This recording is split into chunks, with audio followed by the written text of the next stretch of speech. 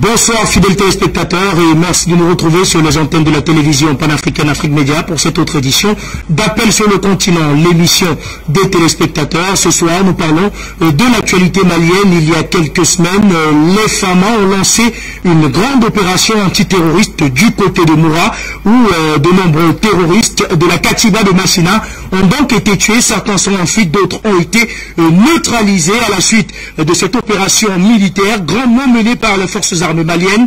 Les partis ont commencé à se diviser sur la scène internationale. Du côté de Paris, on crie au massacre de civils, alors que cependant la Fédération de Russie a salué une grande opération militaire antiterroriste des forces armées maliennes. Parlons donc de la requête de la France qui a donc été bloquée par la Fédération de Russie au Conseil de sécurité des Nations Unies à la suite de cette opération militaire du côté de Moura. Paris, au moment où Bamako a décidé d'ouvrir une enquête sur le massacre présumé de civils du côté de Moura, Paris a souhaité introduire une requête au Conseil de sécurité pour envoyer une mission d'enquête de l'ONU du côté du Mali, requête qui a vite fait d'être bloquée par la Fédération de Russie. Nous parlons donc de cette actualité avec vous, nos invités, dans cette nouvelle édition d'Appel sur le continent. Sur le plateau central, nous sommes avec Samuel Djeredor Yumbi. Bonsoir et bienvenue. Oui, bonsoir Monsieur Junior Wafo et bonsoir à tous la jeunesse panafricaine à laquelle nous sommes toujours très émus tous les soirs et tous les matins, tous les après-midi pour pouvoir les édifier et quelque part échanger et partager avec eux et l'actualité sur la scène nationale et internationale et partout dans toutes les, en particulier au Mali actuellement, ce qui est devant nous aujourd'hui comme crise dans le continent africain et dans la sous-région de la CEDEAO. Et un grand bonsoir encore à cette jeunesse dynamique qui en a pris la quintessence de la situation géopolitique et géostratégique dans le monde aujourd'hui. Nous ne sommes que satisfaits et grand merci encore au PDG d'Afrique Média qui a eu cette aimabilité et cette grande vision de pouvoir créer une chaîne typiquement panafricaine qui aujourd'hui est en train de faire des émeutes pour la libération totale de l'Afrique du grand continent. Et merci encore et un grand bonsoir à vous, monsieur Jean. Merci à vous, Samuel Djeredor Yumbi. Le temps de permettre à nos invités de l'autre côté de Zoom de nous retrouver. On va aller du côté de la réalisation pour prendre cet élément. C'est en fait l'extrait de l'intervention de l'ambassadeur représentant permanent du Mali auprès du Conseil de sécurité. Son Excellence Issa Panfourou fait le point sur la situation du côté de Moura. On prend l'élément, on revient par la suite pour en parler avec nos invités. Merci, Monsieur le Président.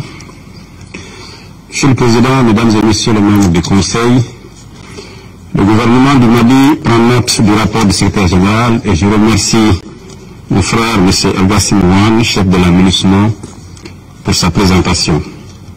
Je souhaite à présent répondre au nom du gouvernement du Mali au rapport du secrétaire général et à des observations que j'ai écoutées avec beaucoup d'attention. Je commence par la nécessité du retour à l'ordre constitutionnel au Mali, évoqué par le secrétaire général dans son rapport et par plusieurs membres du Conseil de sécurité. Il ne vous a pas échappé que cette question figure parmi les priorités du gouvernement de transition, car les Maliens tiennent à la démocratie.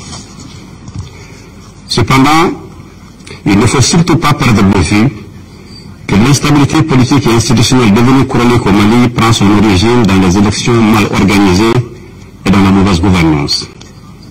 C'est pourquoi le gouvernement de la transition tient à faire quelques réformes majeures visant notamment à assurer une stabilité durable des institutions et un avenir meilleur pour nos populations maliennes. Il y a lieu également de créer des conditions minimales de sécurisation pour permettre la tenue de ces élections.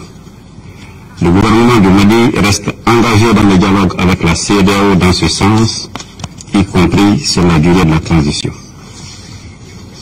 Par ailleurs, le gouvernement du Mali demande la levée immédiate des sanctions injustes, illégales, illégitimes et inhumaines prises par la CEDEAO et l'UEMOA. À cet égard, je rappelle que par ordonnance en date du 24 mars 2022, la Cour de justice de l'UEMOA a ordonné le sursis à l'exécution des décisions prononcées par la conférence des chefs d'État et de gouvernement de l'UEMOA.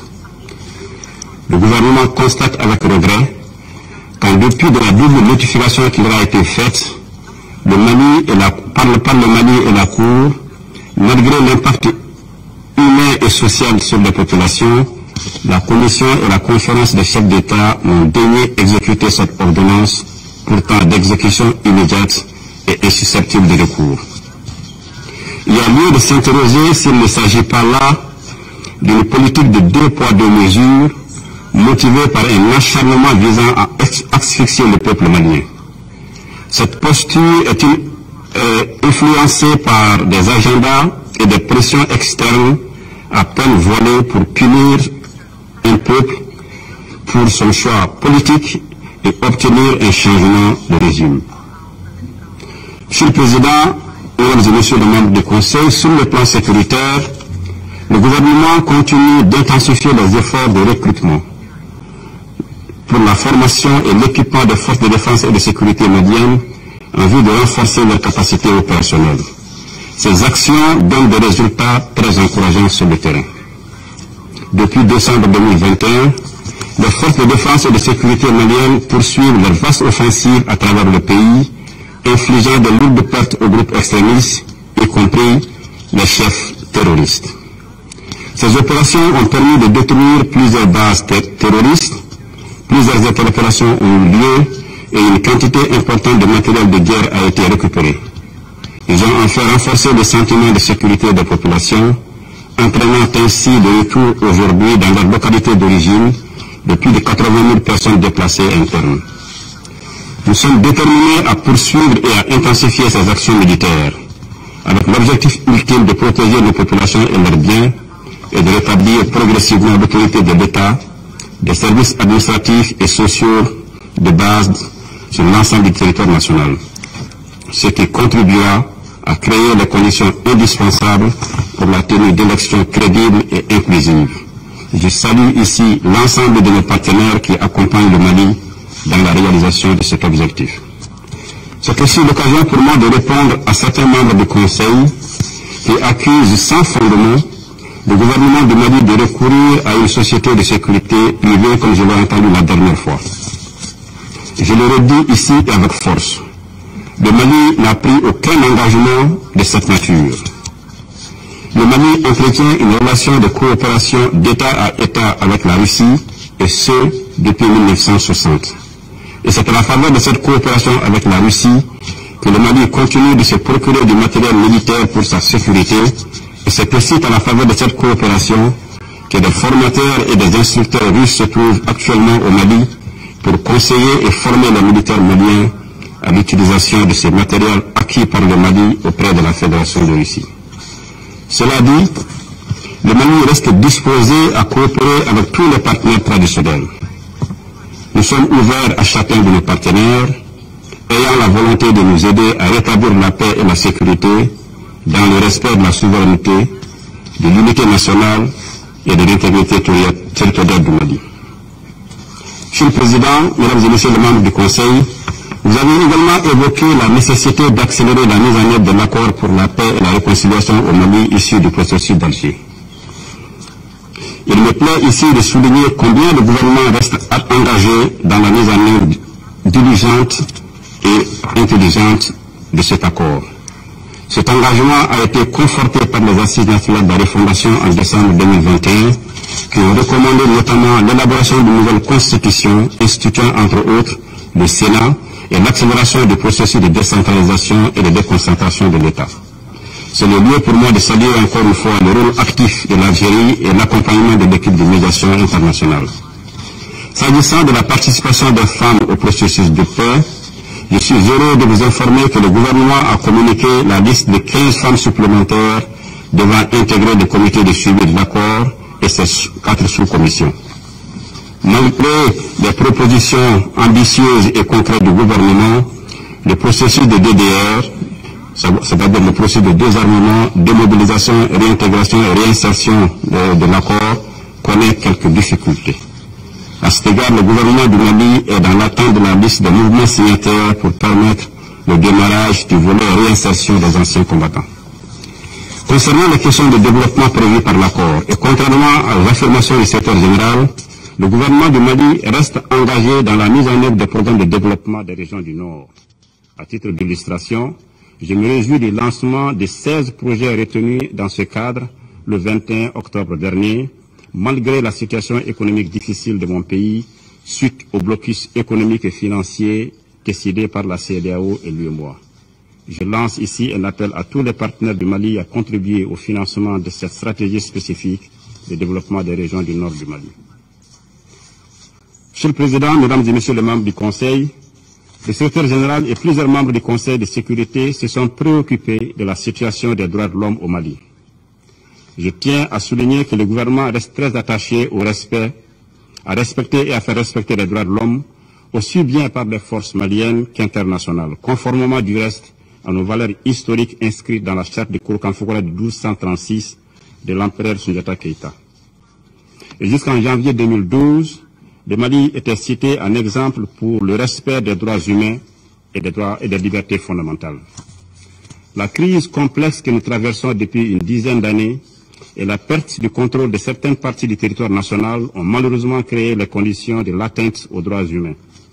Cependant, il n'y a aucune volonté délibérée des autorités nationales d'accorder des primes à l'impunité s'agissant des cas avérés de violation des droits de l'homme.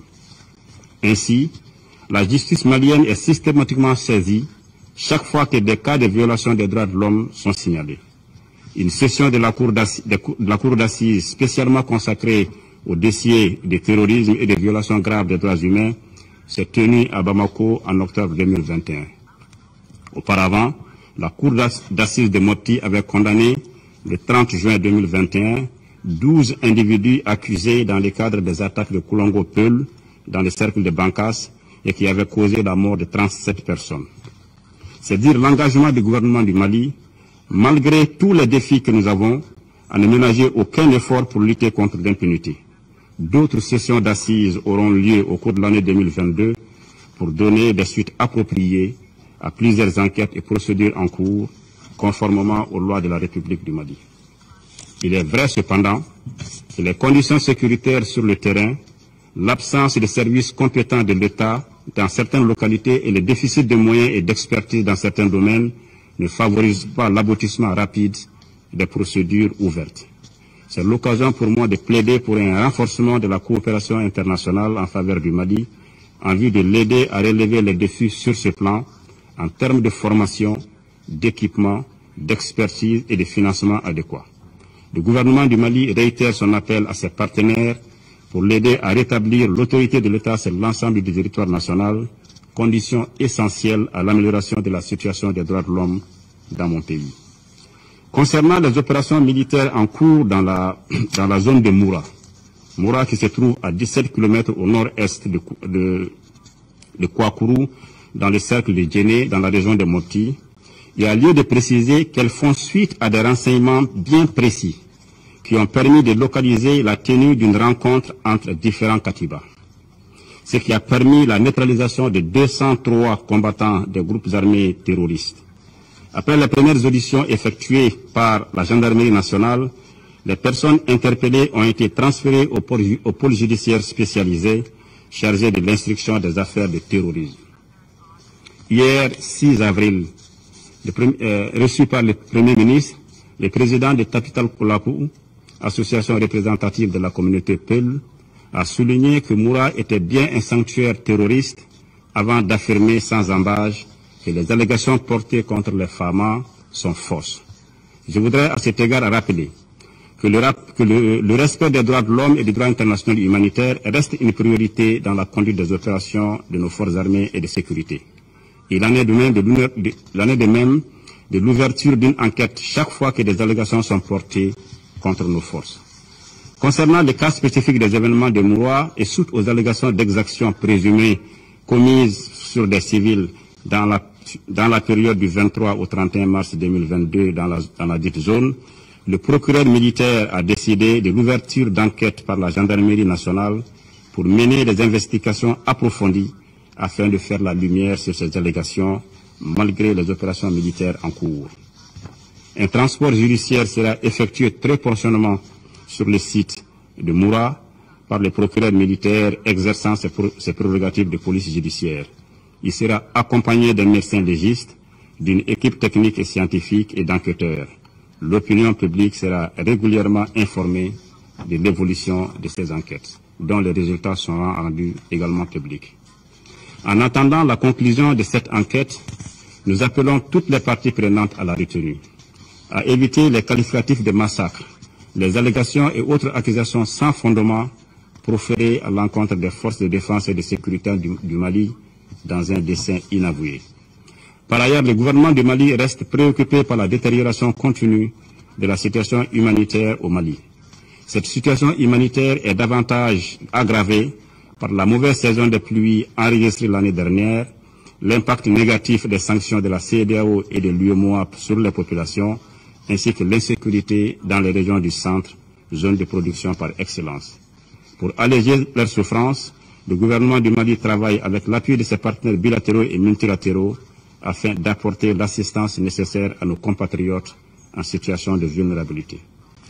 Monsieur le Président, Mesdames et Messieurs les membres du Conseil, pour terminer, je dirais que la crise au Mali, qui a un impact majeur sur la stabilité de l'ensemble de la région de l'Afrique de l'Ouest et du Sahel, reste complexe et difficile. Sa résolution durable est la responsabilité principale des Maliennes et des Maliens. Le gouvernement du Mali reste déterminé à jouer toute sa partition pour le retour de la paix et de la stabilité sur l'ensemble du territoire national, en faisant recours aux leviers politiques, sécuritaires, du développement socio-économique, de la justice et de la réconciliation.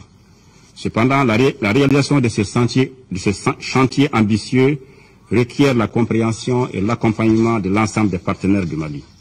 C'est pourquoi je voudrais demander ici la compréhension de nos partenaires et solliciter la levée immédiate des sanctions qui frappent un pays déjà fragilisé par plusieurs années de crise politique, sécuritaire, économique et sanitaire, surtout au moment où nos femmes gagnent en confiance et remportent des victoires sur plusieurs fronts.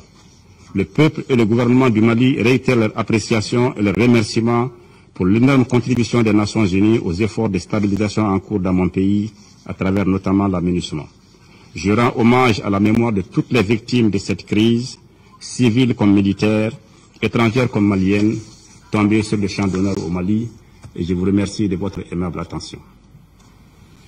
Merci à la réalisation. C'était l'intervention de son Excellence Issa Konfourou, ambassadeur de la République du Mali auprès des Nations Unies. Retournons sur le plateau. Eh bien, Samuel Dionodor Youmbi, on a écouté ensemble l'ambassadeur Konfourou. Une fois de plus, les forces armées maliennes sont accusées à tort, s'il faut se fier à la réalité du terrain. Mais on a écouté l'ambassadeur le dire. Il a d'ailleurs dit beaucoup de choses, et dans ces choses, on retient qu'une fois de plus, certaines puissances sont à la manœuvre pour démobiliser l'armée malienne, et parmi ces puissances, on compte la France.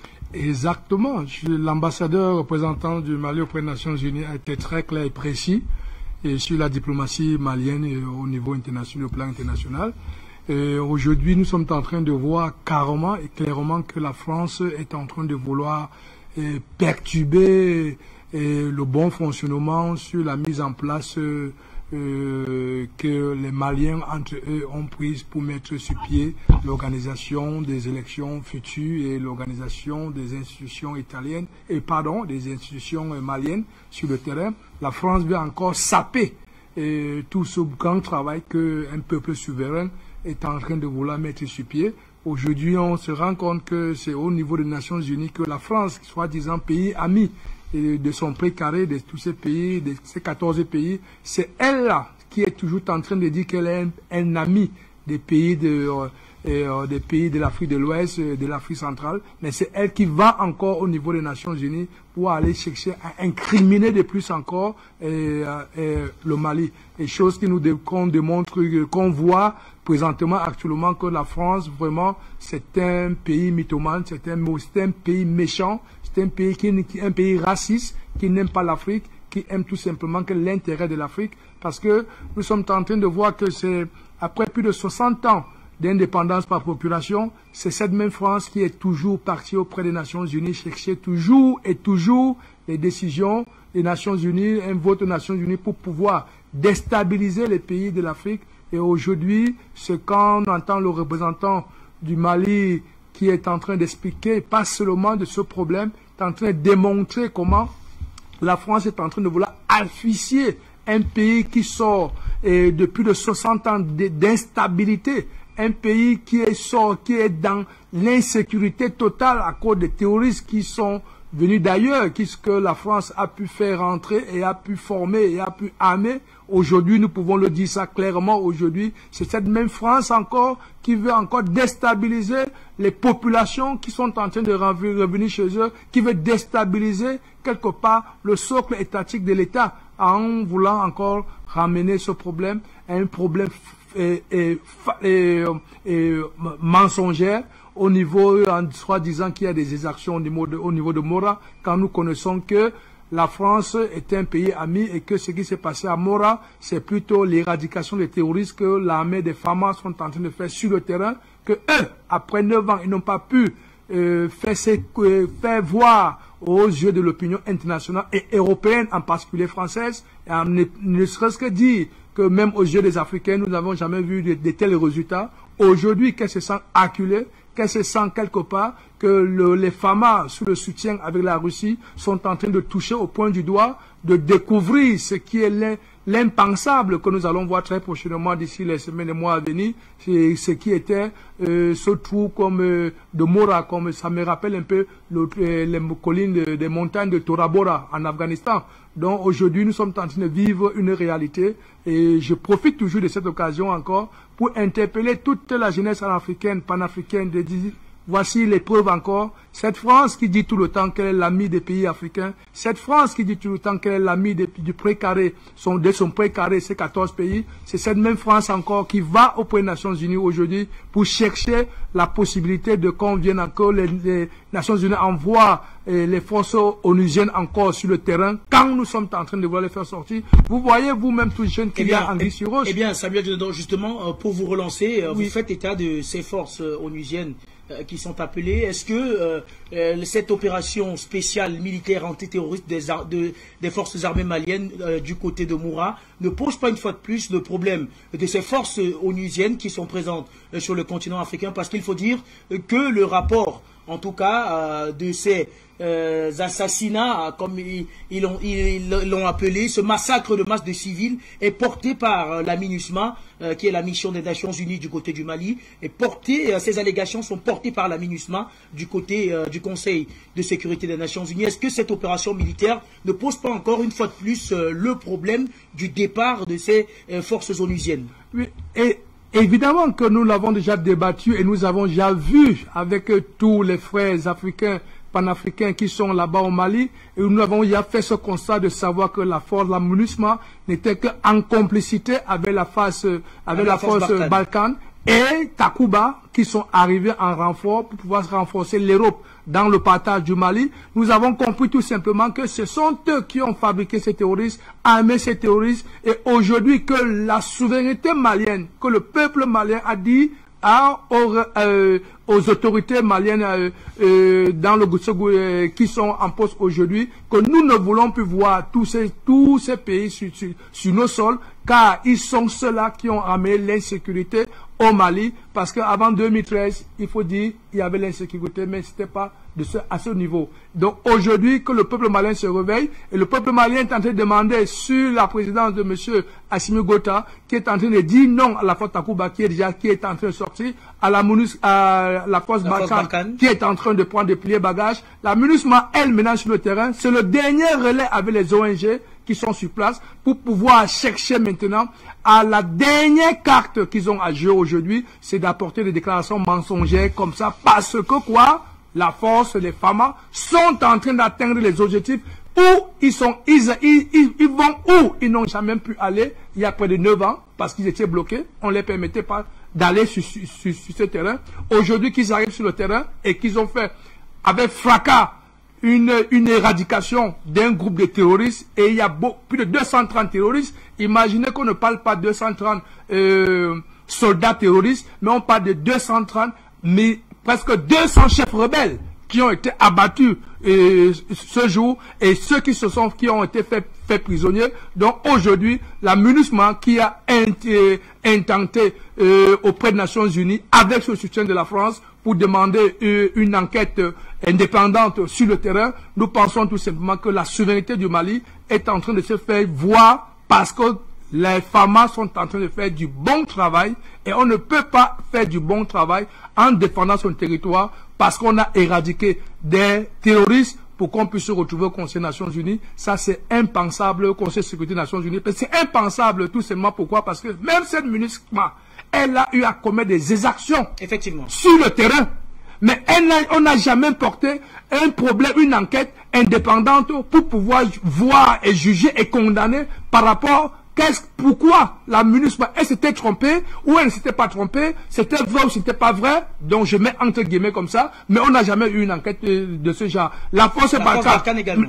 Même chose. Donc vous vous rendez compte aujourd'hui que tout ce qu'on est en train de voir au niveau des Nations Unies, ça c'est rien que du pipeau, mais nous restons toujours dans la continuité sur le respect des instruments internationaux qui sont dans ces organisations internationales. On reste toujours dedans pour pouvoir suivre, sachant bien que tout ceci, après 70 ans, les Nations Unies ont besoin d'une réforme de profondeur. Parce que aujourd'hui, ça se voit à l'œil nu qu'il y a anguille sur roche, il y a fourberie, que la MINUSMA commet des exactions, il n'y a jamais enquête. La force Barkhane commet des actions, il n'y a pas enquête. Les terroristes pillent, tuent, assassinent affreusement, il n'y a pas enquête. Aujourd'hui, quand c'est la force militaire de charger de la sécurité des populations et les biens, l'armée régulière. L'armée régulière, merci bien, l'armée gouvernementale qui se permet maintenant d'aller au front maintenant pour reculer au loin ces terroristes, soit pour,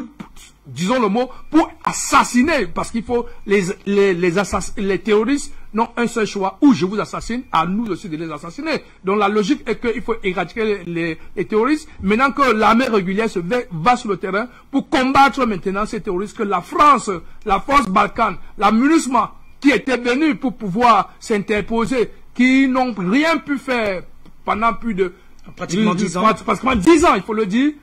Il est impensable aujourd'hui qu'on se retrouve que c'est la même MINUSMA qui va maintenant demander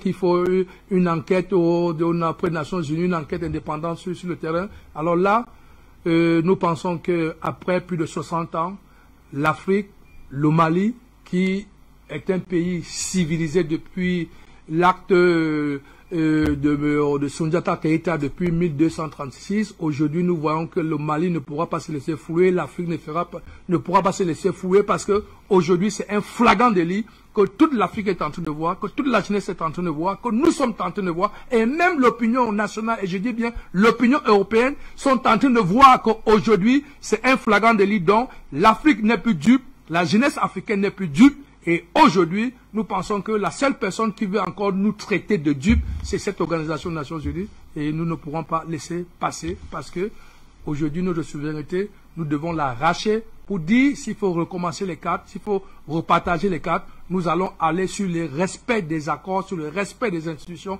sur le respect de tout ce qui cadre la protection de chaque État souverain et tout ce qui cadre la protection de chaque individu, car c'est l'humain qui est en jeu aujourd'hui. Donc aujourd'hui, s'il faut traiter les Africains comme s'ils sont inhumains, comme s'ils sont de rien, nous le disons non aujourd'hui.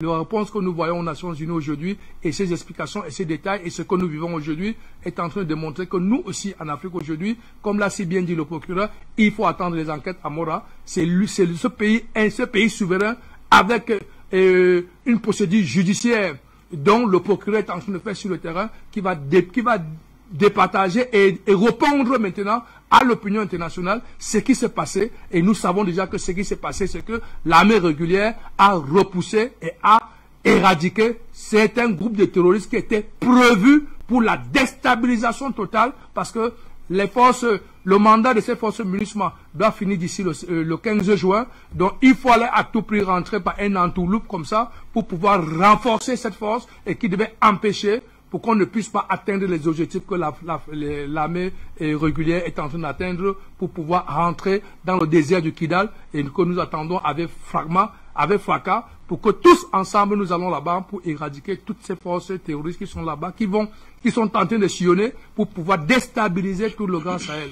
Merci à vous, Samuel Djedor Youmbi. On va donc retrouver de l'autre côté Roland Bayala qui est déjà en direct. Bonsoir et bienvenue.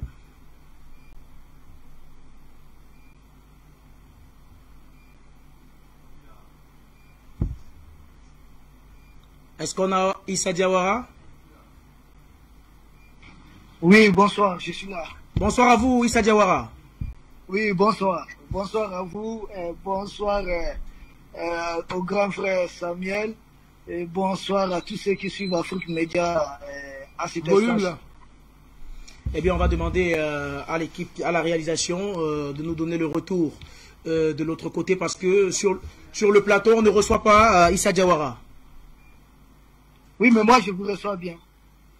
Merci Issa Diawara d'avoir accepté et répondu présent à cette autre invitation. Eh bien, on s'interroge quand même sur la nécessité pour la France de diligenter une enquête entre guillemets indépendante du Conseil de sécurité des Nations Unies sur les événements de Mourad. D'après vous, pourquoi Paris tenait tant à ce qu'une enquête soit diligentée par les Nations Unies du côté du Mali sans même attendre les conclusions de l'enquête lancée par les autorités judiciaires maliennes? Ok, merci, je vous remercie. Une fois de plus, je salue les grands frères présents au plateau, Samuel Djedor, et je vous salue, je salue tous les panélistes, je salue tous ceux qui suivent Afrique Média en ce moment précis. Merci. Pour répondre directement à votre question, vous savez d'abord le fait que c'est la France qui a demandé une résolution au Conseil de l'ONU, vous savez, c'est déjà un signe positif pour l'Afrique. Ça montre que la France, c'est déjà la fin de la France-Afrique qui a commencé. D'abord, c'est le signal qu'il faut comprendre. C'est déjà un signe de libération de l'Afrique qui est annoncé. Parce qu'autrefois, la France faisait ce qu'elle voulait. C'était à la France de dire ce qui s'était passé. La France n'avait aucunement besoin d'une résolution. La France n'avait juste là aucunement besoin de demander une enquête sur un dossier concernant un pays de l'Afrique soi-disant francophone. Mais maintenant que la France est obligée, elle est contrainte de passer d'abord par l'ONU, ça c'est déjà un pas en avant. Maintenant, là où le bas blesse, la difficulté c'est quoi? C'est que la France à l'ONU a encore échoué. C'est là le deuxième échec de la France, c'est ça le deuxième signal. Donc il y a eu échec, la résolution n'a pas pu passer. Et pourquoi la résolution n'a pas pu passer? Quel est le pays qui a bloqué? Nous avons dit que c'est la Russie. La Russie chaque fois c'est de la Chine. Parce qu'autrefois, n'oublions pas qu'à partir des années 60, non seulement la Russie n'a pas de colonies en Afrique, ce qui est important à souligner, à partir des années 60, quand l'Afrique a commencé à s'émanciper et que la France, tout de suite par De Gaulle, a tenté d'anticiper en essayant de proposer des indépendances formelles et non des indépendances proprement dites à ces États africains, beaucoup de chefs d'État africains panafricanistes dès le début, notamment les Modibo Keïta du Mali, les Sékou Touré de la Guinée, Lumumba du Congo, des chefs d'État qui ont viré du côté du bloc de l'Est ont tout de suite été victimes de complots, d'assassinats, d'emprisonnement, d'humiliation. Et c'est là que la Russie n'avait pas répondu beaucoup présente. Je pense que la Russie aujourd'hui est en train de corriger une erreur grave de l'histoire. Et la Russie a finalement compris que plus elle laisse abandonner des États qui sont en train de s'orienter vers elle, plus elle est en train de renforcer l'autre bloc qui va continuer à la déstabiliser et à la combattre. Parce que ces mêmes États, en pied l'Afrique, s'enrichissent et c'est avec cette richesse aujourd'hui qu'ils sont en train de financer Zelensky, qui sont en train de financer d'autres forces qui sont en train de combattre la Russie. Donc mieux vaut couper court à leur robinet, qui est l'Afrique. Donc nous disons bravo à la Russie d'avoir compris les jeux de la France, que laisser l'Afrique entre les mains de la France, c'est malheureusement se mettre un peu un doigt aussi dans l'œil. Et si nous suivons bien le discours du représentant du Mali, dans le discours, de quoi il est question? Il a parlé du retour à l'ordre constitutionnel. Mais il a des conditions. C'est-à-dire, on dirait que les diplomates français n'ont pas été suffisamment bien formés. Je comprends. Mais vous demandez à un pays, vous insistez sur le retour à l'ordre constitutionnel pour avoir peut-être une marionnette à la tête de l'État qui doit honorer tout le contrat de la France. Au même moment, vous poussez vos laquais à soumettre le même pays sous un embargo financier. Là, vous donnez encore tous les prétextes, toute la légitimité aux autorités maliennes de rester le plus longtemps que possible au pouvoir, gérer les difficultés qu'ils sont en train d'occasionner eux-mêmes. C'est pourquoi je dis, je me demande si ces gens-là sont réellement formés. Le Mali dit qu'il y a des conditions. Et c'est préalable, qu'est-ce qu'on peut citer entre autres? C'est la sécurisation. Vous ne pouvez pas demander qu'il y ait des élections dans un pays où les forces armées sont en train de libérer les territoires progressivement. On n'a pas terminé le travail. Pourquoi courir derrière l'élection? De Gaulle qui a nettoyé la France là, leur fameux De Gaulle là.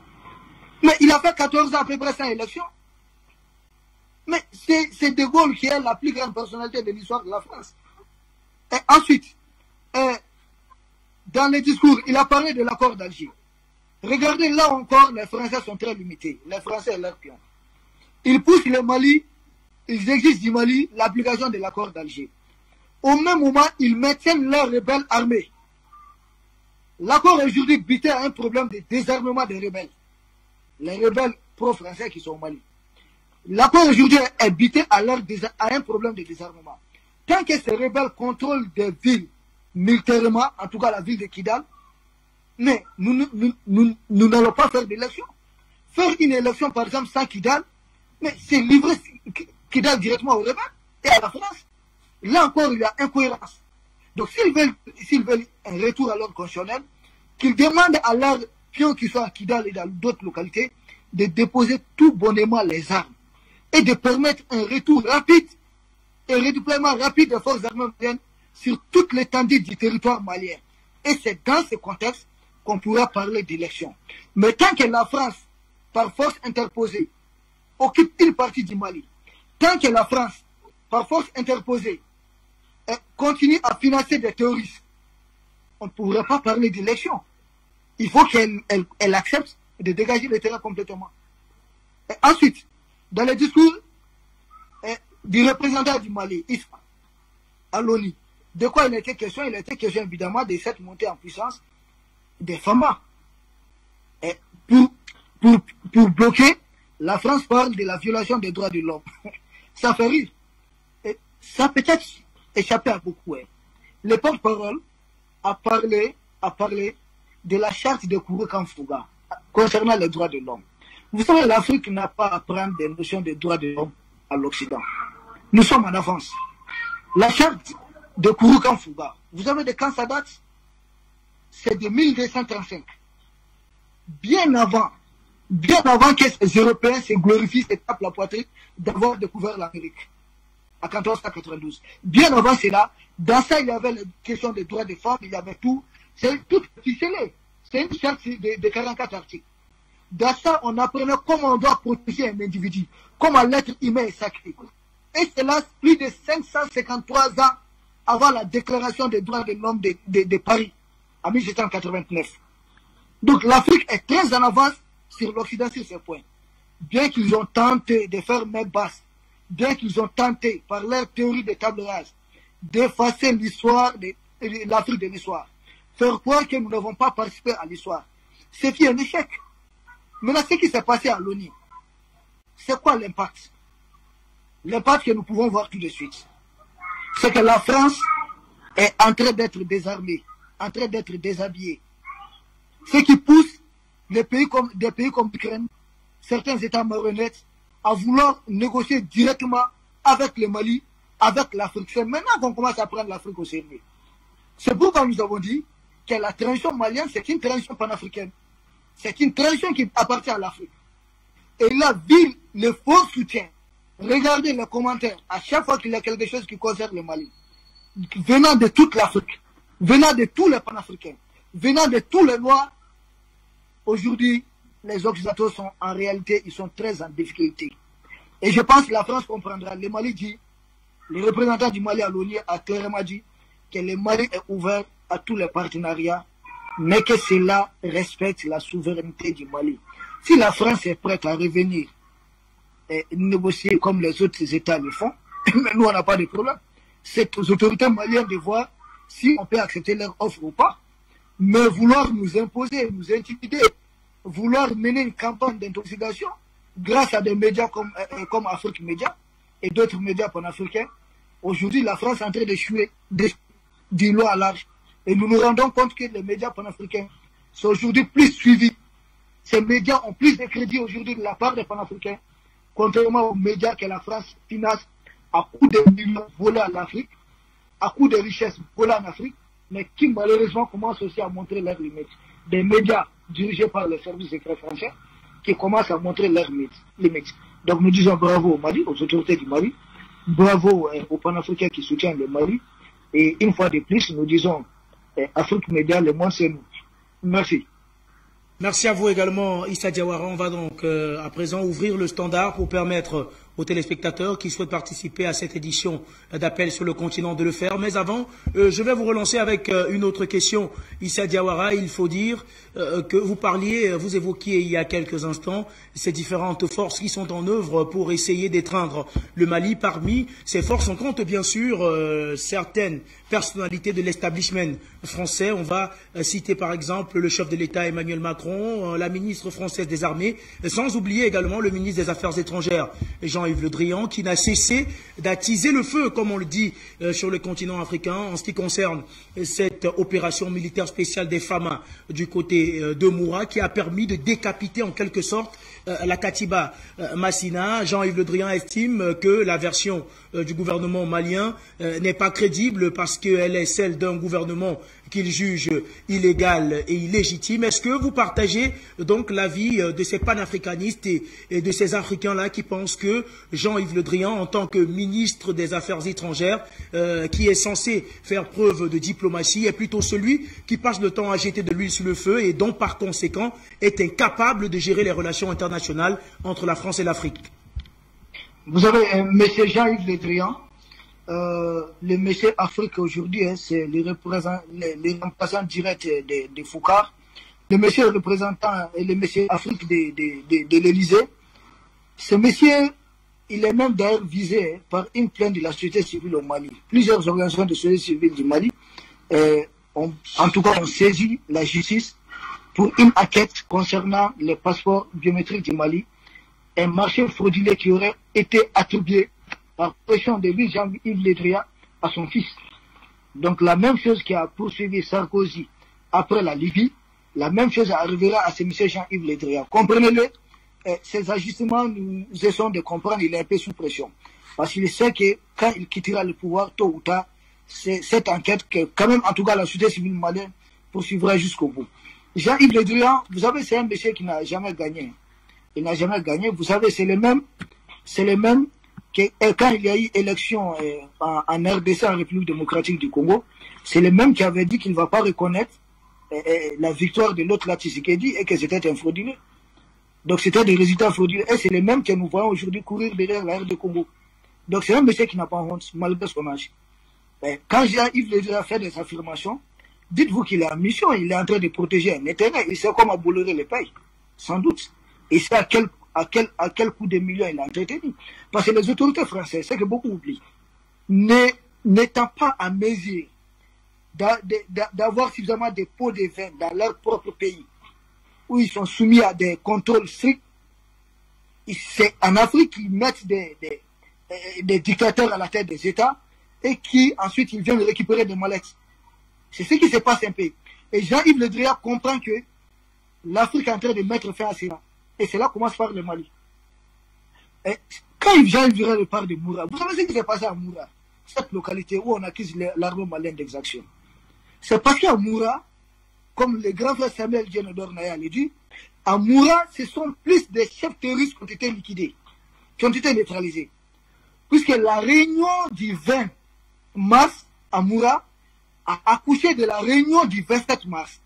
Et la réunion du 27 mars était une assemblée générale des forces terroristes qui devaient statuer sur leurs difficultés financières.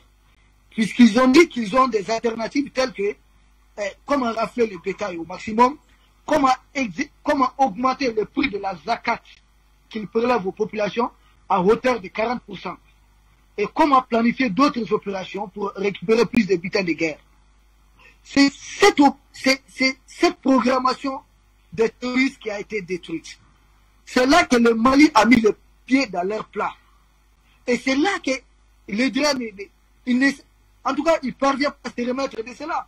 Vous avez vu, depuis ce jour jusqu'à présent, il n'y a pas eu une seule attaque au Mali. Ils sont désorganisés, ils sont décapités. Nous sommes du Mali, nous sommes des Maliens. Nous comprenons les langues locales. Tous les témoignages qui remontent du terrain disent qu'en réalité, le Mali n'a fait que neutraliser des terroristes. Pire encore, vous avez vu la visite de 2 ministres maliens à Moura. Il n'y a pas de problème, aucune manifestation. Vous voyez que on peut assassiner les parents déjà venir se promener tranquillement. Il n'y avait pas beaucoup de militaires qui les accompagnaient. Rien n'est passé. C'est du démenti. C'est là que... Et puis Moura, la localité, elle était comme une capitale des djihadistes, des terroristes. Parce que c'est à Moura qu'ils emmagasinaient tout. Et toutes les armes récupérées à Moura. Si la France et la MINUSMA voulaient vraiment combattre les terroristes, pourquoi ne pas féliciter au moins les FAMA? Commencez par une félicitation. Donc en réalité, tous ces stocks d'armement, les vides là, pourquoi aucune félicitation? Parce qu'à Moura, vous savez, les terroristes avaient plus de 10 camps d'entraînement. Plus de 10 camps d'entraînement, je dis et je répète. Donc c'est tout ça qui a été démoli. Et à Moura, il y a eu des djihadistes qui étaient venus du Niger voisin, du Burkina. Toutes ces forces du mal ont été neutralisées. Aujourd'hui, ils sont désorganisés. Nous comprenons leurs agitations. Nous pensons que les djihadistes, les terroristes qui s'attaqueront dorénavant aux positions maliennes savent qu'ils sont des kamikazes. Parce que qui s'attaque à une position de l'armée malienne ne repart plus sain et sauf. C'est fini, la paix a changé d'état. Aujourd'hui, ce sont les terroristes qui sont terrorisés. Et malheureusement, toutes les tentatives de vouloir freiner la montée en puissance des FAMA au niveau de Moura, le chef d'état-major a été clair. L'opération va continuer jusqu'à la libération totale du Mali. La France peut continuer à pleurer, elle peut continuer à s'agiter, elle peut continuer à pleurnicher. Heureusement pour le Mali va avancer et l'Afrique va se libérer. Issa Diawara, merci pour cette autre intervention. Eh bien, chers téléspectateurs, nous le disions il y a quelques instants, le standard est désormais ouvert pour ceux là d'entre vous qui souhaitent participer à cette édition d'appel sur le continent. Eh bien, Samuel Djenedor Youmbi, le temps de permettre à nos téléspectateurs d'arriver du côté du standard. Est-ce que, d'après vous, au vu des événements, des différentes positions de la France, Paris doit toujours être considéré par Bamako comme un pays allié?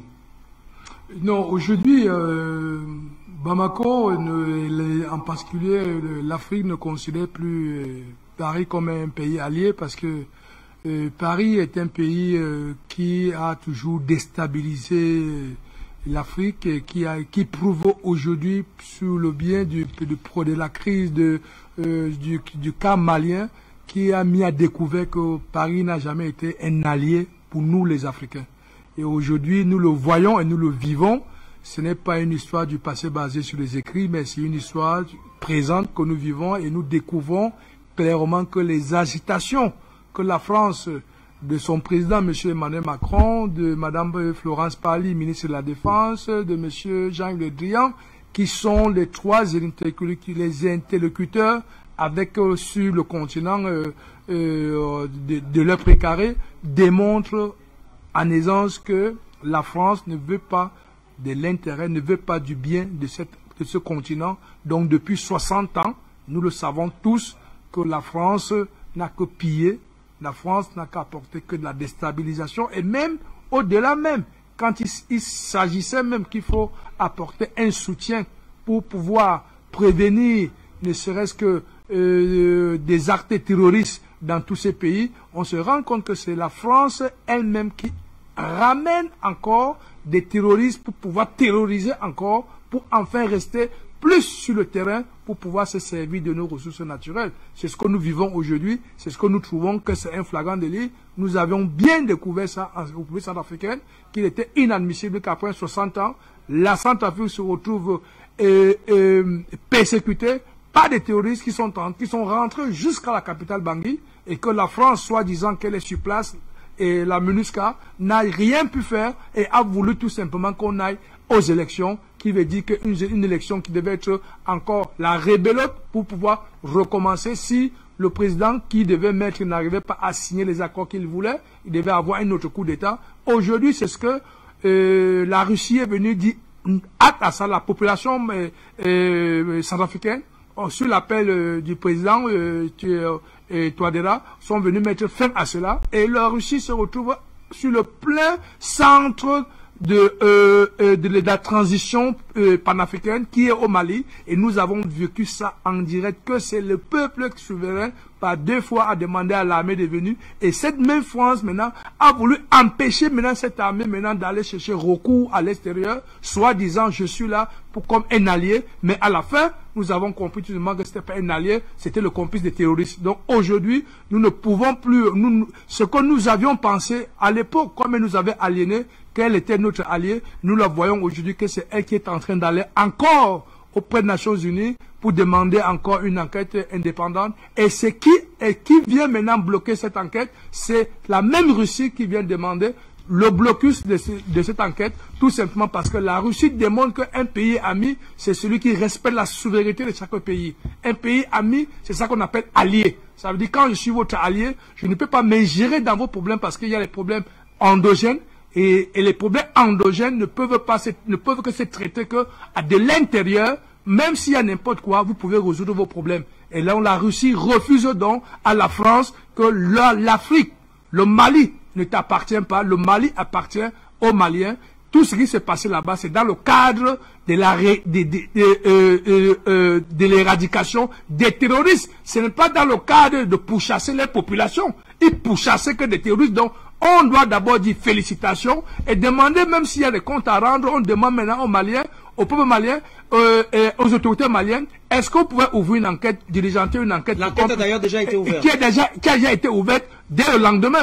Et maintenant, prendre l'opinion publique nationale dont les populations aiment maintenant, qui se sont elles maintenant, qui peuvent dire exactement ce qui s'est passé. Mais ces mêmes peuples, quand vous les interrogez, ils disent que Dieu est grand, alhamdoulilah, que l'armée malienne est venue les libérer. Au moins, ils ont la force, ils peuvent retourner dans leur maison, ils peuvent vaquer à leurs besoins. Pourtant, quand la MINUSMA était là, quand la force Balkane, ils étaient plutôt que terrorisés. Donc aujourd'hui, la France n'a jamais été un allié. La France ne sera jamais un allié. Et elle n'est pas un allié pour l'Afrique. Nous avons vu que depuis 60 ans, il n'y a aucun pays qui est stable jusqu'à nos jours où la France a mis pied. Tous ces pays, il n'y a que de la misère. Tous ces pays, il n'y a que la déstabilisation. Et c'est la même France qui va toujours auprès des Nations Unies chercher auprès des Nations Unies pour chercher des autorisations là-bas pour pouvoir rentrer, déstabiliser ces pays. Mais aujourd'hui, nous pensons que la France est en train de perdre, elle a perdu, tout simplement parce qu'elle a sous-estimé la maturité des peuples africains et de leur sens de responsabilité morale et intellectuelle et physique, il faut le dire même, parce que notre physique démontre que même si la France veut déclencher n'importe quoi, nous sommes prêts. Si elle veut déclencher n'importe quoi, intellectuellement, nous sommes prêts. Nous sommes chez Afrique Média. Moralement, nous sommes prêts parce que nous comprenons la quintessence des enjeux de ce millénaire. Donc la France, aujourd'hui, sur le sous-couvert des Américains qui sont cachés derrière, nous pouvons dire les Américains et les Anglais qui veulent tranquillement se repartager l'Afrique. Aujourd'hui, nous sommes tellement satisfaits que nous avons un vrai allié aujourd'hui qui s'appelle la Russie. Donc nous, toute la jeunesse des 54 pays, nous avec une solidarité très positive, telle que nous venons de voir l'acte qui vient d'être posé encore auprès du Conseil, des Conseils des Nations Unies, où la Russie a opposé son droit de veto. La Russie et la Chine. Oui, la Russie et la Chine. Ce qui démontre que voilà, deux alliés qui viennent aujourd'hui faire un réveil de conscience, comme la Russie l'a si bien fait, auprès des Africains et aux chefs d'État africains, pour dire, même si avant vous aviez peur parce que vous étiez avec les bras scellés. Le peuple déjà est debout et nous sommes des vrais alliés potentiels aujourd'hui. Tout ce que on attend de vous maintenant, c'est de pas retourner votre veste, mais de prendre votre souveraineté et nous serons prêts à vous protéger et faire des affaires avec vous, car vous êtes libre de ne pas faire des affaires avec nous. Mais nous sommes là pour l'égalité des chances, pour le respect des accords, le respect des institutions dans chaque pays et que les lois qui sont écrites doivent être respectées par chaque pays. Aucun pays n'a le droit de pouvoir opprimer un autre pays souverain. Donc c'est ce que la Russie et la Chine ont démontré aujourd'hui, qu'on ne peut pas opprimer le Mali, parce que le Mali c'est un pays du tiers-monde, car, comme le disait encore le représentant des Nations Unies là-bas, la charte de Manding depuis 1236, nous n'étions pas sûrs que les Européens pensaient déjà qu'il fallait faire une charte. Donc c'est 500 ans avant, 500 ans après, qui se sont réveillés pour concevoir la charte des Nations Unies. Donc aujourd'hui, la France, telle que nous l'avons aujourd'hui, n'a qu'à revenir, elle peut revenir en Afrique sur des négociations qui seront prises par la nouvelle dynamique, par la nouvelle conviction, la nouvelle pensée, la nouvelle vision de ce nouveau monde, pour que en Afrique nous l'acceptions. Ou en dehors de ça, aujourd'hui, elle doit sortir de l'Afrique, comme elle est en train de sortir du Mali, elle sortira de partout en Afrique, et tous les pays européens qui reviendront, qui vont vouloir venir en Afrique, ils doivent le savoir, que l'Afrique n'est plus cette Afrique qu'il y a 150 ans ou bien il y a 60 ans. L'Afrique est un pays souverain aujourd'hui. Nous devons discuter égal à égal, échanger sur les bases du gagnant-gagnant, parce que la jeunesse de l'Afrique et les générations futures ont besoin de trouver une Afrique grande, ont besoin de trouver une Afrique moderne, ont besoin de trouver une Afrique où il y a des intérêts appropriés pour leur suivi. Donc aujourd'hui, il fallait vendre l'Afrique aujourd'hui, ne serait-ce que ce qu'on a comme présent, l'Afrique ne vaut rien, pourtant l'Afrique a tout son potentiel, des ressources naturelles qui sont là, et nous voulons bien bénéficier de ça pour construire l'Afrique telle que nous voyons, telle qu'elle était avant que le colon est venu tout détruire, pour nous raconter comme quoi que rien n'a jamais existé en Afrique. Pourtant, toute l'écriture, la médecine, et l'architecture, et tout ceci a été découvert en Afrique. Donc les Européens sont venus que piller, et nous maintenant nous cherchons à copier. Pourtant nous avons toute cette valeur-là aujourd'hui. Quand vous voyez les inventeurs, ceux qui ont inventé des premiers outils qui sont aujourd'hui serviables dans le monde, vous voyez que ce sont rien que nos frères esclaves qui sont ces premiers inventeurs. Donc aujourd'hui la France a toujours voulu nous aliéner, et aujourd'hui nous comprenons que la France n'a plus place, et la France aujourd'hui doit se remettre à sa place. En Europe là-bas, l'Afrique aux Africains, l'Europe aux Européens. Merci à vous Samuel Djenedor Youmbi. Eh bien, Issa Diawara, je vous retrouve donc pour continuer de parler de cette opération militaire spéciale des forces armées maliennes du côté de Moura, qui a permis de mettre en déroute, comme vous l'avez dit tout à l'heure, des leaders djihadistes, plus précisément ceux de la Katiba de Machina. On le sait désormais, on sait comment ces groupes terroristes sont financés, on sait qui les finance. Est-ce que, d'après vous, vous partagez le point de vue selon lequel ces leaders qui étaient bien sûr en train de se réorganiser et préparer, il faut le dire, sans risque de se tromper, des opérations d'attaque contre les postes de l'armée malienne, différents postes sur le territoire. Est-ce que d'après vous, vous pensez que cette rencontre était initiée, préparée par la France pour essayer de justifier son retour, puisqu'elle a été chassée par le peuple malien et ensuite par le gouvernement? En rôle, en voulant se rendre indispensable en Afrique, la France n'a pas supporté. Vous avez écouté, vous avez suivi tous les politiciens français qui ont parlé d'humiliation. Vous avez suivi tous les extrémistes de la France qui ont parlé d'humiliation. Qu'est-ce que jamais vu? La France s'attendait à tout sauf cela. Donc il est normal qu'après avoir expulsé la France de cette façon, et que les Mali s'attendent à ce que la France tente de formater des coups. Déjà, mais le problème est quoi? Cette fois-ci, peut-être la France est en train de buter à plus fort qu'elle. C'est là le problème. Est-ce qu'elle va réussir son coup? C'est là tout le problème. C'est le problème qu'il faut poser. Si la France réussira à revenir au Mali. J'ai dit non, parce que la France est vomie par l'opinion nationale du Mali. Où est-ce qu'il reviendra? Où est-ce qu'il pourra patrouiller? Je vous dis, c'est pas Assimi Goïta. Le problème avec la France, le peuple malien qui ne fait pas de la France. Depuis, le peuple malien n'avait pas de soupçons. Le peuple qui avait presque accueilli la France à bras ouverts, à travers des liesses populaires à son arrivée. Mais quand il y a eu la trahison de Kidal, c'est là que le peuple s'est vraiment interrogé. Donc, il est normal que la France tente des coups bas pour essayer de revenir, mais aucunement la France ne pourra réussir cela, parce que cette fois-ci, elle a affaire à des garçons. Elle a affaire réellement à des hommes.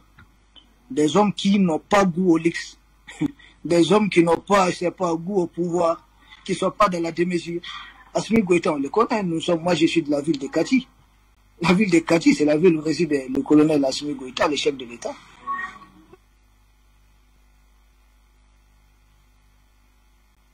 L'excellence président du Mali. Donc, Assimi Goïta, vous allez voir, nous connaissons ses parents ici, nous connaissons ses frères, nous connaissons ses sœurs. Ce sont des gens qui, à présent, vivent comme les Maliens ordinaires. Ils ne sont pas des gens qui, aujourd'hui, élargissent le pouvoir. Il rêve d'avoir un tel chef d'État en Afrique. Peut-être cela échappe à beaucoup de personnes, mais c'est un monsieur, je vous dis, presque sans façon. Vous n'allez pas le voir ici au Mali en train de construire des maisons. Vous n'allez pas voir les parents d'Assimi Goïta dans les luxes autres. Non. Ses parents mènent une vie ordinaire comme tous les autres Maliens, circulent aisément dans la ville de Kati, tout comme dans la ville de Bamako. Donc, vouloir tenter un retour de la France, je pense que c'est un échec. Et de toute façon, si vous prenez les opérations, la France avait mobilisé au Mali plus de 3/4, j'ai dit bien, plus de 3/4 de ses forces qui opèrent à l'étranger. Donc, l'échec des 3/4 de la France, des militaires français à l'étranger, mais c'est un échec de la France. Ça montre que la France ne peut même pas se projeter à l'extérieur de ses frontières. Le Mali est en train de mettre la France à nous. Et désolé, je pense que nos frères burkinabés comprendront que l'opération Sabre de la France et des Balkans qui se trouvent au Burkina, c'est du pipon, c'est des poudres en l'air. Ils ne peuvent rien, ils ne peuvent même pas affronter les djihadistes frontalement. Pour des terroristes, la France fait déplacer, je ne sais pas combien d'avions de combat. Si ce n'est pas un avion de combat, ils ne peuvent même pas faire face à des terroristes. Là où l'armée malienne fait face à des centaines de terroristes uniquement par des moyens terrestres. Et je vous dis, pas des chars de combat, à bord des BJ, des Toyota pick-up. C'est à bord de tels véhicules que le Mali vient à bout des terroristes. Donc pour vous dire que la France est toujours là, dire que la France a participé à la planification, participé à la planification de quelque chose à Moura, mais c'est oui. J'ai à le dire ici lors d'une émission que la France, Moura pour la France, c'est un peu Alep en Syrie. Parce que dans la ville d'Alep en Syrie, il y a eu plus de 90 officiers occidentaux qui ont été pris par les forces de Bachar. Donc dans la ville de Moura aussi, il y avait des officiers des terroristes qui étaient là et qui s'étaient regroupés pour l'occasion pour dégager les meilleures stratégies possibles. Et c'est tous ces officiers-là qui ont été tués. Voyez-vous, depuis le départ de la France, les quelques attaques que les forces du Mali ont subies, les quelques attaques, je dis bien, ce sont des attaques qui sont planifiées à chaque fois qu'il y a de mauvaises conditions météorologiques. Ce qui veut dire que les terroristes bénéficient d'un renseignement, des pots détails, d'une puissance. Ce n'est pas un terroriste lambda, un berger qu'on a pris, qu'on a formé, à qui on a donné une arme qui pourra détecter toutes les conditions météorologiques et être à mesure de se prévenir d'une opération. Non, c'est une puissance qui est là. Et c'est uniquement à ce moment, quand ils savent que les hélicoptères de combat ne peuvent pas intervenir, c'est à ce moment précis que les terroristes s'attaquent aux forces armées maliennes. Mais là encore, nous sommes en train de finir avec cela. Parce que dorénavant, le Mali a plus que des hélicos de combat.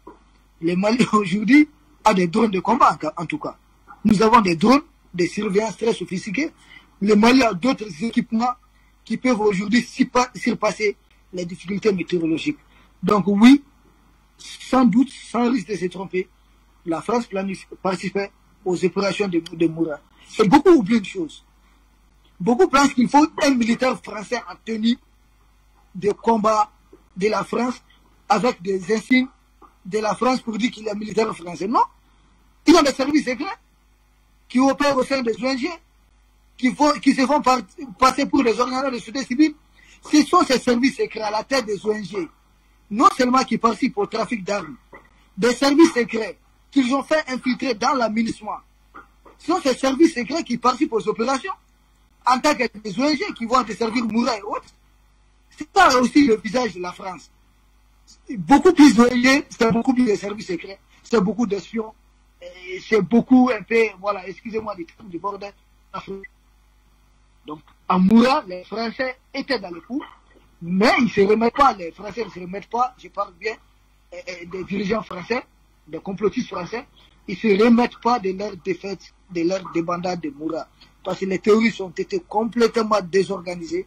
Et vous allez voir, je mets quiconque au défi, nous allons encore mettre des jours et des jours avant de pouvoir voir une opération éclair des terroristes. Les terroristes ont été désorganisés. Ça prendra le temps pour la France de vouloir recruter, parce que cette fois-ci, n'importe qui ne veut plus.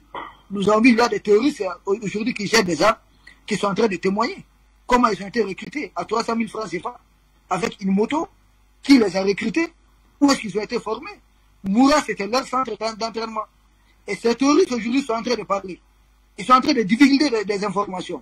On comprend à partir de leur rang, s'ils ne sont pas des chefs, en tant que tels, on pourra avoir les informations que nous aurons. Mais là, sur les réseaux sociaux au Mali, nous voyons des anciens terroristes, ce n'est pas de la propagande, des terroristes qui sont en train en tout cas de se confesser, de dire ce qui s'est passé. Donc pour la France aujourd'hui, il faut recruter alors. Recruter beaucoup plus. Et sur le territoire malien, la France aura du mal à recruter. Parce que les terroristes comprennent que, autrefois on disait si vous êtes recruté, vous allez avoir des armes du Mali, vous allez vous attaquer au camp malien, au poste malien, vous aurez des armes, vous aurez des nourritures, vous aurez tant, vous allez piller des villages, vous aurez des femmes, vous aurez des butins de guerre.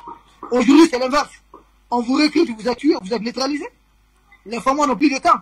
Il n'y a eu aucune attaque ces derniers temps où des terroristes ont réparti sains et saufs. Tous ceux qui se sont attaqués au Mali ont tous été neutralisés. Soit se sont fait capturer en levant les deux mains à l'air. Voilà c'est à quoi on assiste. Et je pense que la France aura beaucoup du mal à recruter. La France aura beaucoup du mal à planifier d'autres opérations. C'est pourquoi elle court aujourd'hui sur le terrain diplomatique. C'est sur le terrain diplomatique qu'elle est en train de courir pour chercher de l'aide du côté de l'ONU. Et là aussi, elle a été bloquée.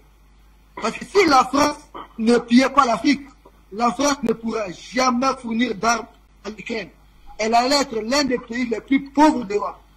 Si la France a aujourd'hui le courage d'armer des Ukrainiens, c'est parce que de l'autre côté, la France a intérêt sur lesquels elle peut puiser tranquillement. C'est l'Afrique. Rien que la vente du CFA aux Africains rapporte, le CFA seulement rapporte à la France plus de 400 milliards d'euros. Ça fait 100 fois le budget d'un État moyen de l'Afrique. Donc, si on parvenait à couper ce robinet à la France, vous voyez ce que ça coûte. Donc, le risque prend que la guerre, c'est aussi du côté de l'Afrique. Il ne faut pas laisser la France se ressourcer de ce côté. Aujourd'hui, ils disent qu'ils vont se passer du gaz russe. C'est parce qu'ils pensent qu'ils vont passer des accords avec des États africains ou qu'ils vont annexer d'autres États africains pour remplacer le gaz russe. Donc la guerre entre la Russie et la France, entre l'Ukraine et la Russie, le bloc occidental et la Russie, ça se joue aussi en Afrique. Parce que le bloc occidental compte sur les réserves de l'Afrique pour essayer de remplacer la Russie. La France a échoué sur le terrain militaire au Mali. Je pense qu'elle va échouer, elle a déjà échoué sur le terrain diplomatique. Et quand la Russie la bloque de cette façon, elle va échouer sur le terrain économique. La montée en puissance des forces armées maliennes, nous pensons aujourd'hui, c'est à quoi les perspectives, c'est que nos frères du Burkina comprennent qu'ils peuvent mieux gagner dans une coalition militaire qui n'est pas le G5 qui est mise en place par la France là, dans une coalition militaire directe avec le Mali plutôt qu'avec la France. Parce que les Français ne viennent pas pour mourir en Afrique. Hein. Vous allez voir les morts français, même au Mali, les quelques morts là, les fameux morts de la France, vous allez voir que ce sont des gens qui ont sauté sur des engins explosifs. Ce ne sont pas des gens qui sont morts au combat direct, à part le premier jour. Soit ils sont tombés à bord d'un hélicoptère, soit c'est l'hélicoptère qui a été abattu, ou en tout cas, ils ont sauté sur une mine. Ce n'est pas dans un combat frontal avec les terroristes. Et cela fait plus de 9 ans que la France les évite. C'est une mise en scène, c'est à quoi on a assisté jusqu'à là. Puisque la France, qui avait fait planifier l'opération sur Bamako, pour pousser les dirigeants d'alors du Mali, qui étaient ces marionnettes, à faire recours aux forces françaises, vous avez vu que dès que la France est venue, il n'y a pas eu de combat. Et les Français parlent de guerre sans image. Il n'existe pas de guerre sans image. C'est qu'il n'y a pas eu de combat. C'était une mise en scène. Ce sont des terroristes que la France elle-même a armés en Libye pour signer son retour au Sahel. Le Mali dit non, nous sommes préparés. Nous savons que nous allons affaire longtemps à la France, que le combat va continuer, parce que la France est en train de se repositionner tout autour du Mali, au Niger. Et désolé pour nos frères du Niger, le Lakem Bazoum qui ne comprend pas qu'aujourd'hui il est en train de combattre ses propres frères africains pour faire plaisir à quelqu'un qui ferme ses frontières aux enfants du Niger, pour faire plaisir à quelqu'un qui aujourd'hui empêche tout Africain de circuler librement, pour faire plaisir à celui qui oblige les enfants noirs à se noyer dans la Méditerranée. Ils ont ouvert grandement la porte aux réfugiés ukrainiens qui sont des millions à se retrouver en Europe. Et tout de suite, ils ont commencé à travailler. Ce n'est pas le cas. Nous, nos parents, on les traite de clandestins. Leurs propres enfants du Niger sont traités de clandestins. Et le Niger, Bazoum aujourd'hui nous combat pour faire plaisir à la France. Mais, nul n'échappera au tribunal de l'histoire. Il a vu comme Blaise Compaoré en train de finir sa vie. Et je pense que s'il ne change pas vie de camp, tôt ou tard, on a vu comment Bokassa a fini sa vie, la France se récompense toujours mal ses pions. Elle finit toujours par abandonner ses collabos. Merci. Merci à vous également, Issa Diawara. On va donc prendre la direction du Standard à présent et retrouver M. Jean qui nous appelle des États-Unis. Bonsoir et bienvenue. Bonsoir.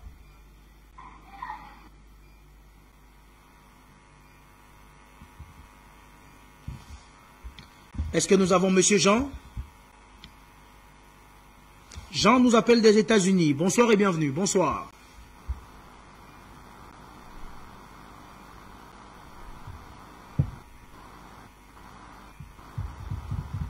Allô?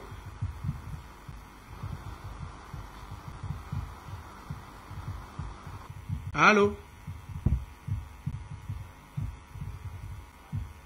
Eh bien, retour donc sur le plateau, le temps que notre ami Jean des États-Unis soit enfin calé du côté du call center, étant donné également que nous arrivons au terme de cette édition d'Appel sur le continent. On va vous retrouver, Issa Diawara.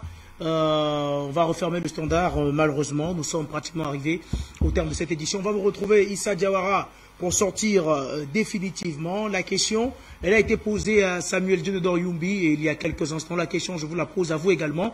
Est-ce qu'au jour d'aujourd'hui, la France doit toujours être considérée comme un pays ami par les autorités maliennes?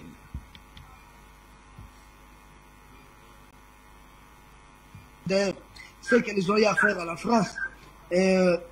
Vous savez, les jeunes colonels du Mali, parce que beaucoup parlent du colonel Assimi Goïta, ils sont 5 colonels.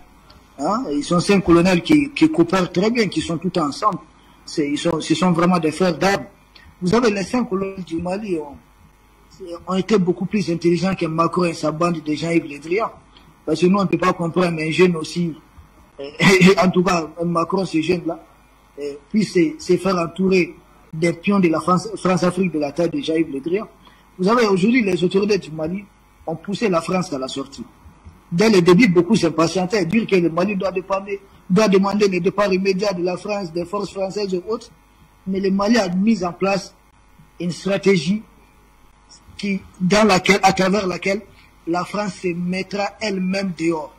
Et c'est ce à quoi on est arrivé. C'est-à-dire, petit à petit, les autorités françaises, et ces gens, ça ne comprennent rien. Dire que ces gens sont plus intelligents que nous, que les Noirs, ça surprend. Ça surprend. C'est pourquoi je ne suis pas surpris de savoir que les Africains sont les premiers à bâtir des grandes civilisations, à bâtir les grandes armées. Même s'il y a cette histoire de l'européen-centrisme, vouloir tout ramener à l'Europe, qui jusqu'à présent ne marche pas d'ailleurs. Le Mali a très vite compris qu'avec la France, on ne bougeait pas. La demande venait des populations. C'est le peuple malien qui a demandé qu'on se sépare de la France. Ou en tout cas qu'on révise tous les accords de défense qu'on a avec la France.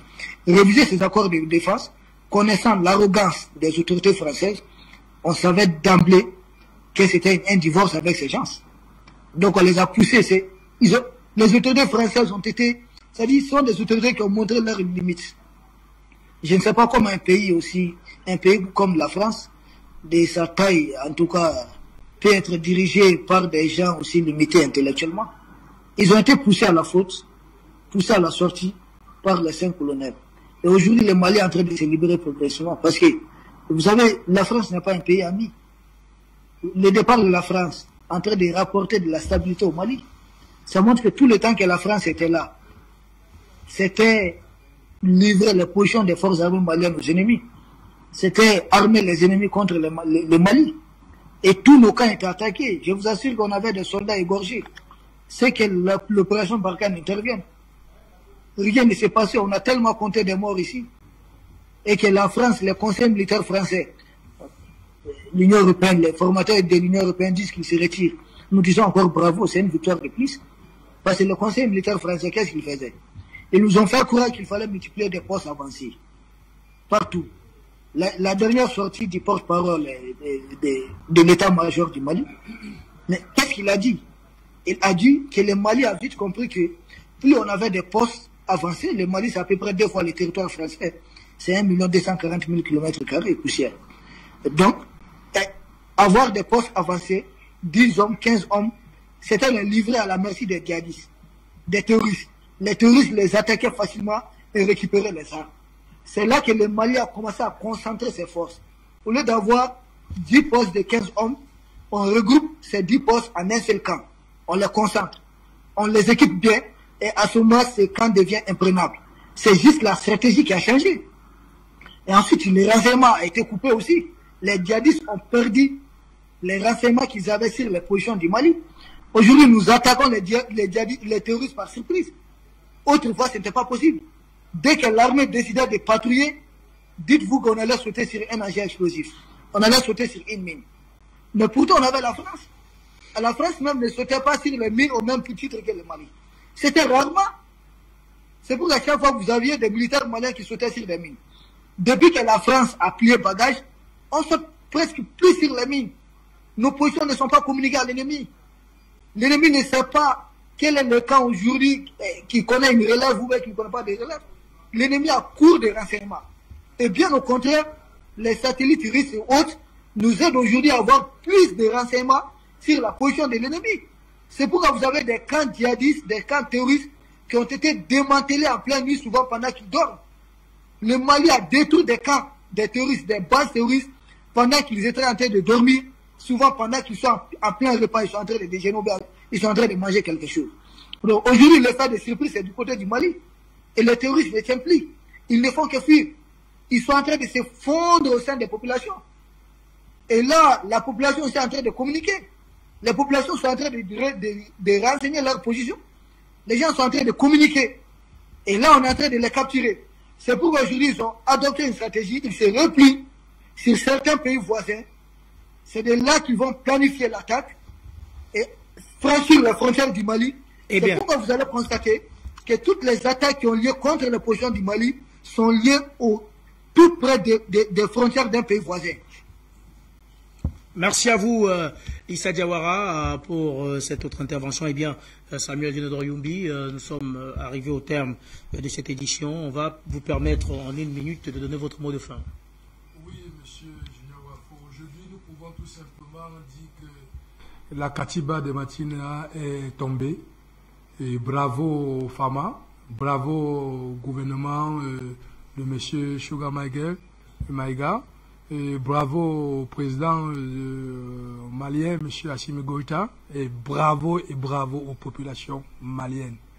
Et nous pouvons tout simplement nous enorgueillir parce que le panafricanisme a pris son élan, et cet élan, dans ce début du XXIe siècle, c'est l'élan pour un changement géostratégique d'un nouveau monde où, grâce à la grande Russie, dans sa lutte pour l'égalité des chances, dans sa lutte pour la souveraineté des nations, dans sa lutte pour l'équilibre mondial, dans sa lutte pour son multipopularisme au niveau international, la Chine suit et quelque part aujourd'hui, la victoire, c'est celle que l'Afrique attendait, ce soutien que l'Afrique attendait, que la jeunesse panafricaine même attendait d'avoir des alliés qui peuvent comprendre le souci et le désir que les jeunes Africains voudraient partager leurs connaissances et leurs visions, quelque part aussi leurs expériences avec tous les restes du pays, du monde, au lieu de se soumettre.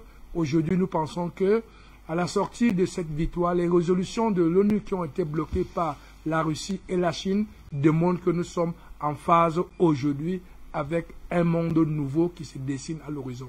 Merci à vous Samuel Djenedor Youmbi, merci à vous également Issa Diawara de nous avoir accompagnés. Nous sommes donc arrivés au terme de cette édition d'Appel sur le continent. Merci chers téléspectateurs de nous avoir suivis. Désolé une fois de plus pour ceux qui ont souhaité participer mais n'ont pas pu y participer, sûrement dû à des soucis techniques, mais restez sur Afrique Média car nos programmes se poursuivent dans quelques instants. Vous serez en compagnie de Christelle Wanji dans le cadre du grand journal africain. Quant à moi, je vous retrouve demain soir pour une autre édition d'Appel sur le continent. Mesdames, Messieurs, bonsoir.